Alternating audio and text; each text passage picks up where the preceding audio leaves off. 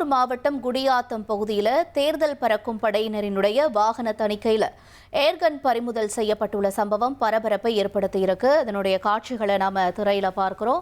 சட்டமன்ற தேர்தலை முன்னிட்டு நடத்தை விதிமுறைகள் அமலில் இருக்கக்கூடிய நிலையில செருவங்கி பகுதியில் அதிகாரிகள் தீவிர சோதனையில ஈடுபட்டிருந்திருக்காங்க.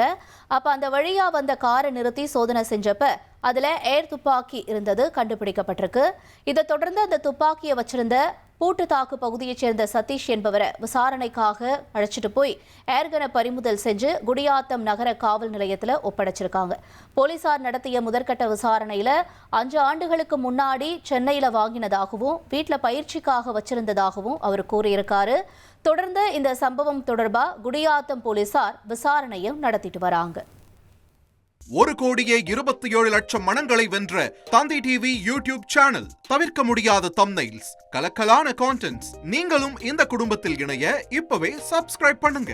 அசுரபலம் கொண்ட எங்கள் டிஜிட்டல் கரங்களில் உங்கள் விளம்பரங்களை சேர்க்க வாட்ஸ்அப் பண்ணுங்க. 8939888838. Email advtthanditv@dttv.in.